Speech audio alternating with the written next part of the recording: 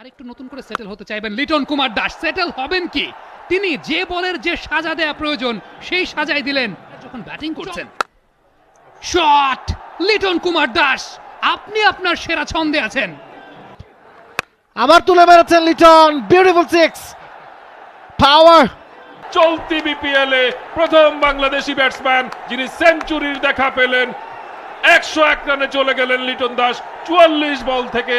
তিনি যেদিন চ্যাম্পিয়ন্স ট্রফির দল থেকে বাদ পড়লেন সেদিনই তিনি সেঞ্চুরি হাঁকালেন 44 বল থেকে। ঘটনা হরহামেশাই ঘটছে, প্রথম 2-3টা ওভার দেখছেন ব্যাটসম্যানরা।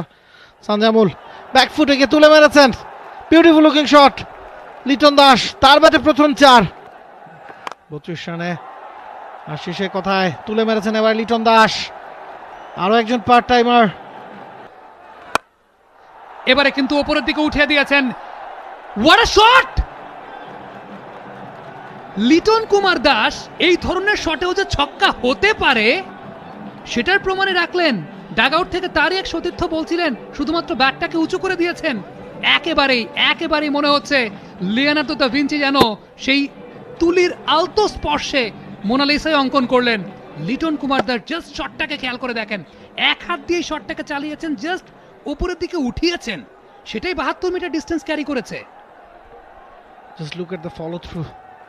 পরের বল ব্যাকফুটে পাঁচ, আবারও 4, 4-6-4। Wide outside of stamp Liton Kumar Das. চমৎকার একটা স্কোয়ার কাট। এই ধরনের বলে এই ধরনের ম্যাক্সিমাম আউটপুট আপনি আদায় কেন করবেন না? ব্যাটিং করছেন। শট লিটন কুমার দাস, আপনি আপনার সেরা ছন্দে আছেন। ব্যাক অফ লেন্থের বল ছিল, লিটন কুমার দাস ঠিক এই জায়গাটাতেই দুর্দান্ত একটা স্কোয়ার ড্রাইভ করেছেন। কাভারের উপর দিয়ে ফ্ল্যাট ওয়েতে বল চলে গেছে এক্সট্রা কাভার অঞ্চল দিয়ে সীমানার বাইরে। টুর্নামেন্টের 495তম 4 লিটনের ব্যাটে। ফর্মে থাকলে লিটন কতটা বিপজ্জনক সেটাই যেন বোঝালেন। 130 কিলোমিটার গতিতে বলটা করেছেন, স্লোয়ার ডেলিভারি ছিল বা খুব কম গতির বল যে ছিল তা কিন্তু বলা যাবে না, কিন্তু তারপর কতটা সময় পেলেন, অন দ্য আপ খেলেছেন, অনেক বেশি শক্তিশালী। লিটন তুলে মেরেছেন, 6 হয়ে যাবে। ফিল্ডার চেষ্টা করেছিলেন, তবে তার নাগালের অনেকখানি বাইরে দিয়ে। এটাও কিন্তু ফুল ফ্লেজের শট যে খেলেছেন তা না, ব্যালেন্সটা সেক্ষেত্রে প্রপারলি মেনটেন করতে পেরেছেন। এবং একটা বিষয় উল্লেখযোগ্য, সেটা হচ্ছে বোলার ডেলিভারিতে যাওয়ার আগেই কিন্তু ফুট স্টেপ কমপ্লিট করে ফেলেছিলেন, সেই জায়গায় কোনো বিলম্ব করেননি, অপেক্ষাই করছিলেন এরকম একটা বলের জন্য হাই ব্যাক লিফটে। আরেকটু নতুন করে সেটেল হতে চাইবেন লিটন কুমার দাস। সেটেল হবেন কি? তিনি যে বলের যে সাজা দেয়া প্রয়োজন সেই সাজাই দিলেন। চমৎকার একটা পুল শট ডিপ স্কোয়ার লেগ অঞ্চলের উপর দিয়ে হাওয়ায় ভাসতে সীমানার ওই পারে ছক্কা। সাব্বির কি বাউন্সার মারতে চেয়েছিলেন? পেস কিন্তু 115 লিটনের এগেনস্টে। লাইনটা আসলে ঠিক ছিল না এবং নো বলে 6 মারলেন, আরেকটি ফ্রি হিট। এবং হান্নান ভাই এক্সপেক্টেড, আপনি জানতেন যে এরকম শর্ট বলে লিটন কুমার দাস ছক্কাই মারবেন, সে ছক্কাটাই মেরেছেন। তবে আনএক্সপেক্টেড যেটা সেটা হচ্ছে এই মুহূর্তে একটা নো বল হওয়াটা, কারণ বোলার অবশ্যই চাইবেন না যে একটা ছক্কা তো খেয়েছেন তার মধ্যে আবার আরেকটা নো বল, তার মানে 7-7টি রান। লিটন কুমার দাস তিনি বললেন আমি আছি ক্রিজে। এবং তার 50ও কিন্তু পূর্ণ হয়ে গেছে 24 বলে, ব্যাক টু ব্যাক 50 লিটন দাসের ব্যাটে। এবারের বিপিএল এ ফ্রি হিট কামিং আপ, আবার তুলে মেরেছেন লিটন, বিউটিফুল সিক্স, পাওয়ার। একেবারে ওই ডিজে মঞ্চের কাছে গিয়ে ফেলেছেন, big hit from Liton Das. আজকে আমার ব্যাটিং দেখে মনে হচ্ছে টুর্নামেন্টে হাইয়েস্ট স্কোরটা সম্ভবত আজকে আমরা দেখতে পাবো, কারণ বোলিংয়ের দুর্বলতাটা এক্সপোজ হয়ে গেছে। আমরা দেখেছি অলরেডি 6 জন বলার ইউজ করা হয়ে গেছে, তাসকিন বাদে বাকি কেউই কিন্তু খুব একটা কমফোর্টেবলি বল করতে পারছে না। সানজামুল 3 ওভারে 35 দিয়েছে, মেহরাব 1 ওভারে 16। একটা ক্যাচ উঠেছিল, এবার অবশ্য চমৎকার প্যাডেল, ফিল্ডার ছুটছেন সুহাস, বলের নাগাল পাবেন না, বল চলে গেছে সীমানার বাইরে। 4 ছক্কার ফুল ঝুরিতে আরো একটা 4 যুক্ত করলেন লিটন দাস, ষষ্ঠ 4-এর মার, 111 কোনো উইকেট না হারিয়ে। খুব বিধ্বস্ত লাগছে অধিনায়ক এনামুল হক বিজয়কে। দুজন ওপেনার যেভাবে রান তুলে চলেছেন, ছেড়ে দিলে ওয়াইড পেতেন নিশ্চিত, কিন্তু সেই অপেক্ষা তিনি আর করেননি। শব্দ যেটা হলো সেটা ম্যাসিভ, কিন্তু ওভার বাউন্ডারি যেটা হলো সেটা অবশ্য খুব বেশি ম্যাসিভ না। লং অন যিনি ছিলেন তার মাথার উপর তিনি দাঁড়িয়ে দেখলেন। তারপরেও আমার মনে হয় এটা অ্যাটলিস্ট 72 থেকে 75 মিটার কিন্তু অতিক্রম করেছে। শব্দটা সেই রকম মানে কানে লেগেছে। অন সাইডে টেনে মেরেছেন। লিটন যেহেতু 70-তে ব্যাটিং করছেন, এই ধরনের বল আপনি লেন্থে যদি বল দেন খুব ইজি শট, এবং অ্যানাদার শট এবং আরেকটা 6 বিউটিফুল। এই মুহূর্তে আসলে স্পিনাররা যদি এই লেন্থে বল করেন, যেহেতু দুইজন ব্যাটসম্যানই সেট, তাদের জন্য খুব সহজ এই বলগুলো কানেক্ট করাটা। লেগ সাইডে ফিল্ড সেট আপ করা আছে, চালিয়েছেন অবশ্য বোলারের মাথার উপর দিয়ে, কোনো সুযোগ নেবেন না, দর্শক বানিয়ে ছাড়লেন রায়ান বার্লকে আরো একবার, যিনি লং অফ লং অন অঞ্চলগুলোয় খেলছেন। মাঝে মধ্যে বল তার মাথার উপর দিয়ে চলে যাচ্ছে, মাঝে মধ্যে ডান দিক দিয়ে বা দিক দিয়ে চলে যাচ্ছে, দিশেহারা এই মুহূর্তে রায়ান বার্ল। একটা ক্যাচ এসেছিল তার কাছে, সেটা বোধহয় ধরলেই ভালো করতেন।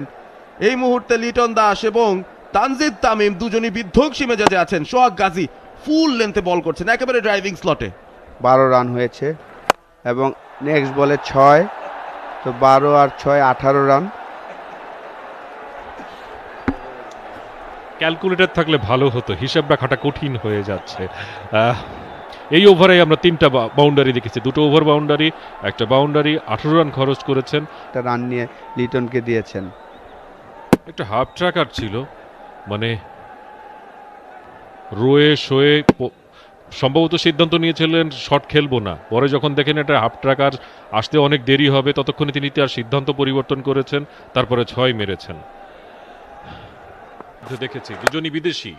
দেখা যাক, অফ ড্রাইভ করেছেন, বল কিন্তু চলে যাচ্ছে সীমানার দিকে, সীমানা পার হয়ে গেল। চলতি বিপিএল এ প্রথম বাংলাদেশি ব্যাটসম্যান যিনি সেঞ্চুরির দেখা পেলেন।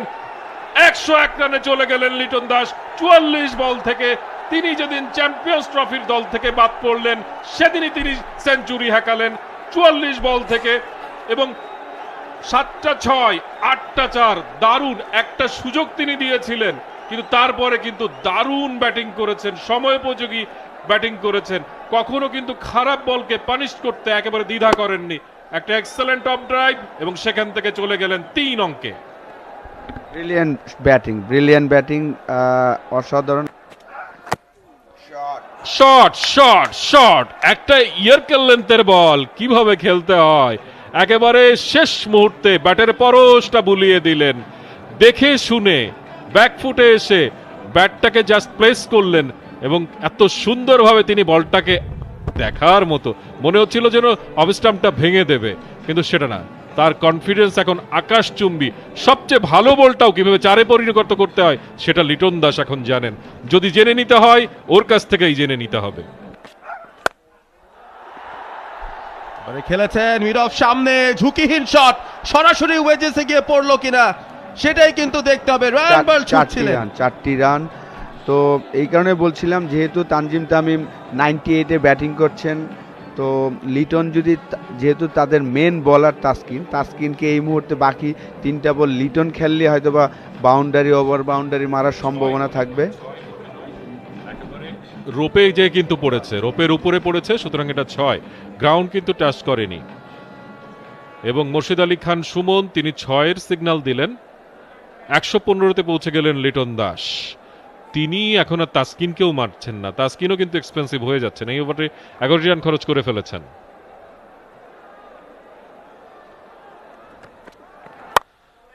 পেছনের দিকে সরে গেলেন, তারপর একটা স্কোয়ার কাট, মিস ফিল্ডিং, ভাগ্য আজকে পয়া। এবং সানজামুল ক্যাচ ড্রপ করেছেন, মিস ফিল্ডিং করেছেন, সবই করেছেন। টানা 3টি বাউন্ডারি, 4-6-4। এই অবস্থায় ঢাকা ক্যাপিটালসের সমর্থক হলে আপনি তো খুশি হবেন, তবে দুঃখ নিশ্চয়ই পাবেন তাসকিনের জন্য। কোনো ভুলও হচ্ছে না, ভালো জায়গায় বল করছেন, তারপরও কোনো সাপোর্ট পাচ্ছেন না ফিল্ডারদের কাছ থেকে। অবশ্যই তাসকিন পুরো টুর্নামেন্টই অসাধারণ বল করছেন, তাকে আসলে সাপোর্ট দেওয়ার মতন ওইভাবে অবশ্য বলা, কিন্তু শেষ বলটাও লং অফের ওপর দিয়ে চালিয়েছেন এবং বিশাল 6 দিয়ে শেষ করলেন। ইনিংসটাকেও নিয়ে গেলেন 250-এর উপরে, 254 এক উইকেটে 20 ওভার শেষে। অসংখ্য রেকর্ডের জন্ম দিয়েছেন তানজিদ তামিম এবং লিটন দাস কিন্তু 55 বল থেকে 125 রানে অপরাজিত থেকে গেলেন। শেষ যে 5টা ওভার, সেখান থেকে 76 রান এসেছে, একটি মাত্র উইকেটের পতন ঘটেছেন। এবং দিন শেষে দিনের সেরা বোলার শফিউল যদিও তিনি 4 ওভারে 62 রান খরচ করেছেন। Massive massive massive. Liton Das ফিরবেন 125, not out. Sabbir Rahman 7 run করেছেন, তানজিদ তামিম সেঞ্চুরি পেয়েছেন। যুগল সেঞ্চুরি ওপেনিং পার্টনারশিপে বিপিএল এর ইতিহাসে প্রথম, টি20-র ইতিহাসে অনেকগুলো রেকর্ড অবশ্যই ভাঙবেন তিনি, ছবি তুলবেন না কেন।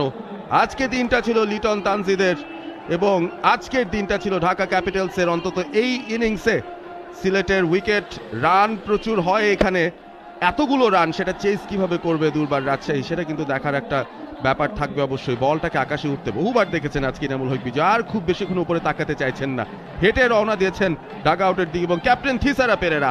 বাংলাদেশ প্রিমিয়ার লিগ 2025, 7টি দলের জমজমাট লড়াইয়ের মাধ্যমে পুরো দেশ দেখতে চোখ রাখুন টি স্পোর্টস নেটওয়ার্কে।